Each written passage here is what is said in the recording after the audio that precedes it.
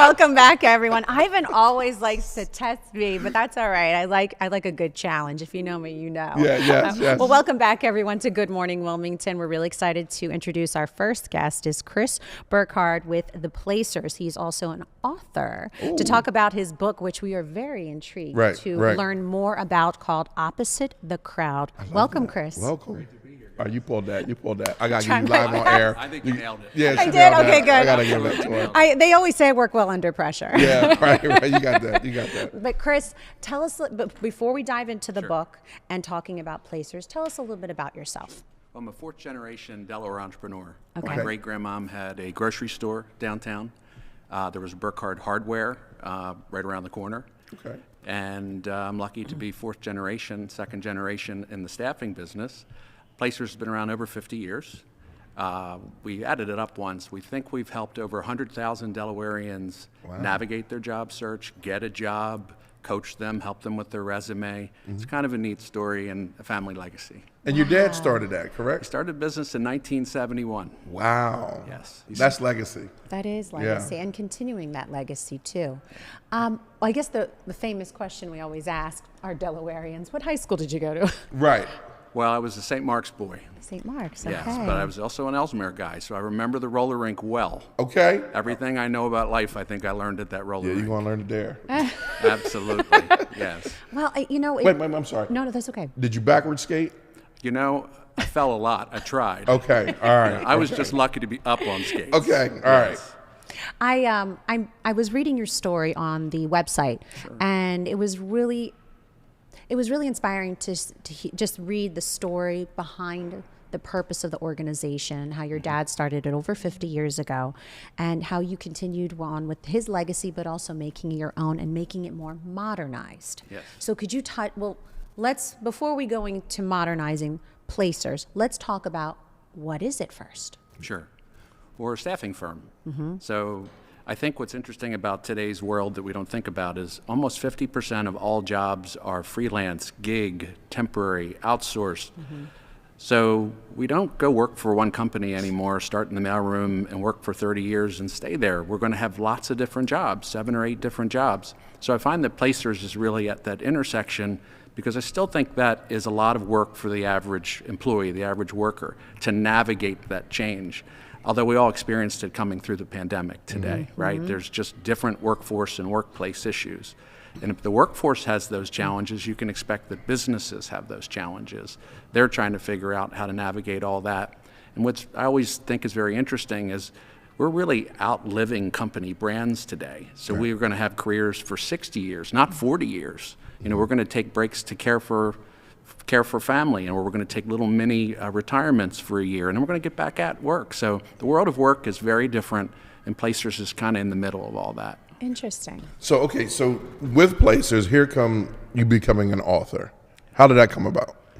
Well, everybody might have a pandemic project, right? So for me, my father's Alan. He's 79. He's in Florida. I hope he's listening or watching. But we had tried to write a book twice before. Okay. And I have a podcast, and I invited him as the first guest. And this book, Opposite the Crowd, is a product of 13 interviews. And then we worked with editors to turn it into this. So it's on Audible, or you can listen to it, or you can read it. We're about halfway through the book, and my dad is colorful, but for TV, he said, "You son of a gun, you fooled me into the book." And why it really works is because it's our voice, it's his voice. Right. But what it really is, he is my mentor, he is an important part of it, but it's my love story to him, if you will, and that it was a way to capture his business and life philosophies that became mine. Right. We worked together for all those years, and I felt like it was important to capture it for posterity. And we wrote the book. The only way we could agree on its purpose of like who the customer was is this is for his, maybe his grandkid he won't meet, right? So it's on a shelf, legacy kind of. We don't care if we ever sell one. That's not a way to sell books, right? But the idea was to do it so that maybe a great grandkid could pick this up and get to know their family. Right, I love it. I really appreciate that you, like you said earlier about capturing his voice, but both of your voices, before we started filming, I had a chance just to kind of skim through the book really quick, and the way it is structured. And it is, you see that when Alan is speaking and when Chris is speaking, they identify those parts throughout the book. And I like that. That's different style of reading, different style of learning, but you are capturing his voice. Yeah. And his legacy. And what we felt is the overall key message is if you think of just being opposite the crowd, when we stand with the crowd and you make a mistake, nobody will notice, right? That's okay. It's safe. But sometimes you got to figure out who you are, and sometimes you have to be okay standing alone. Because if you're doing okay, it looks okay when you're standing alone, but you have to be okay with the failure when you're standing alone.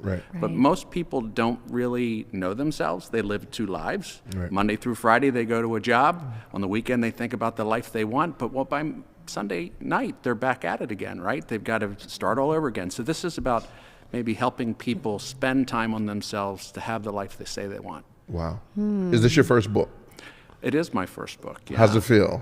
I'll tell you what, it is an absolute labor of love. I don't think I realized how many hours it would take. Now, I understand that does not make it unique. Every book is like that. But it takes, anything worth doing takes twice as long. Well, I think books take a little bit more than twice as long. Right.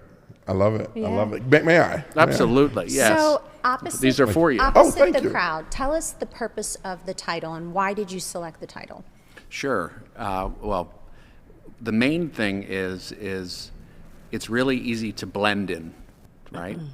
But the other key thing is once you get to know yourself, you can come up with your own core values, your own way of thinking, and that they may require you to go kind of against the grain. So opposite the crowd is, once you know yourself, to stand alone where you should uniquely stand. I love it. I love it. I'm in. Yeah, I'm in. I just turned the page and this is the first thing I'm reading. To be who you want to be, you must know who you are. Very strong message to start the book. I think so. I'm hooked already. Yeah. Now, not just this book, let's talk about Placers. I just want to go back to that again because it's a over 50 years established. It's an incredible resource that I'm sure many of our viewers and listeners could take advantage of. So just share with us a little bit more about how someone who's new to it, how can they utilize this as a resource for them to benefit them? So I have this philosophy that everybody needs an agent, not just sports stars, not just rock stars and actors and actresses. So philosophically, Placers exist so that when people are navigating their job search in any aspect of it, we just have this, what I call our act of kindness, that will just help you, okay? Right. I also think people need brokerage services. Everybody needs a broker. Sometimes I may be a really good bricklayer or really good at what I do, but I'm maybe not great at my job search, at knowing what I should put on my resume or knowing how to interview. So providing those resources and services and guidance is really a big part of that. And we kind of want to democratize that and make sure everybody has that opportunity to do that. Now we've been around a long time, so we have a lot of relationships. We can open doors for folks, and that's a really critical part of things. I love it. Excellent. I love No, I'm already just thinking of so many people that could take advantage of this resource, this website, this information that because I know so many individuals, even just in my life, that want to pursue another career or want to change jobs or want to grow and they don't know where to go other than the internet, which is fine, but they need a little bit extra support. And I think that's what Placers can do for them. Well, I think, everybody gets serious about their career when they sense something's changing at work, right? They start networking, they start updating their resume. Right. When really the purpose of kind of Placers and everything I stand for in the book is about how people should be spending a half hour on themselves every week, no matter what. And it's hard because there's so many other competing time commitments, but it's sort of the same thing. If you wait to update your resume until you might need to change, it's hard. It's hard to do that. I said this earlier, and I want to touch on this now because I wanted to make sure our viewers and listeners were understanding what was Placers and obviously mentioning the book, which is very important. You modernized the company. Tell us how you took your father's legacy and modernized it to current day so it's relevant. Well, that's an interesting one, right? Because he said I could use the name, I just couldn't mess it up, and that wasn't the word he used. There was a stronger word. I like your dad already. He'd be a much better guest than me. He's extraordinary in that regard. You called him colorful earlier. Yeah. So, we were on Pennsylvania Avenue for 25 or 30 years. So he enabled me to use a bright orange color. The core philosophies and the values are the same. What changes is what shareholders and stakeholders need. So our services had to evolve just as the marketplace evolved. So technology is different today. The resources people need today are different. So believe it or not, there's a lot that's the same. It's just products and services that have changed just based on the needs of customers. I think leadership has changed. He ruled differently, and I use the term ruled differently. Today, I find that I have to be much more of a servant leader with things. So I think there's just an evolution that comes with a change at times. And the fact that you were able to embrace that and accept that there's change, and I think that makes you a great leader. I really do. And I can, and just even getting to know you for the first 10 minutes of this conversation, I can tell that you are a great leader because you were willing to take a company that is established and adapt it to today. And that, to me, is a great leader because you're flexible. You're able to bend a little bit. Yeah. And that's again, inspiring. Yeah. Well, the cool thing about it is it's actually its second revision. I helped him originally sell that business, and then I asked him if I could use it again many years later. So in some ways, it's the same brand started up twice. So there's two founders, actually. Right. And that'll give you a dose of humble pie if you've ever started anything when you're doing everything. Right. And I hope we all, I always remember that. Well, I freaking love it, and congratulations, man. Thank you. I'm definitely going to check this out, and I'm definitely going to reach back out to you and give you. We're going to start a book club.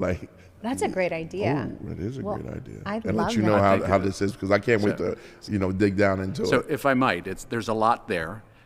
Just look at the chapter titles and pick one. It's designed for the chapter standalone. Okay. And I would love that. recommend the Culture of One because it's got a nice exercise and help. A lot of times we get distracted by the next shiny object that comes our way. We all do, right? That's humans. It absolutely is. But spending it just helps you maybe reflect on yourself and do some thinking about if you're working on you the way you want to be working on you. Perfect. Okay. Love it. Thank you so much, Alan. And give Chris. the website, Chris. I know. You can call me Alan. Yeah, Your dad will be very happy about Alan. that. I may call you. Where can people find more information about Placers? So myplacers.com, and if anybody's interested, you can reach me at chris@myplacers.com. I'll respond myself. All right. And your podcast, where's your podcast on and the name of it? It's Outside Insights, and it's available on all your major podcast distribution spots. Love it. Love it. Thanks again for coming. Really appreciate you. Appreciate it. All right. Yes, Absolutely. thank you. 50 years, Vincenzo. I am very excited to read this book. I really am. I know we talked about it earlier. I'm all about enhancing our skills and learning and growing, and that the best way, and you know me, when it comes to promoting literacy, you should never stop reading. Always continue to read at any age, and the more you read, the more you will grow, and the more places you will go. Oh, you see how you did that? That was Dr. Seuss. Did you pick up on that? I sure did. I'm sitting One here of my like, yo, favorite- you are a poet and don't even know it. You were too. That's pretty good too. Oh, he knows it. Right. He knows it. And again, you set it up for the perfect guest. The next perfect guest coming up is communities and schools. I can't wait to talk to the dynamic duo coming up next here on Good Morning Wilmington.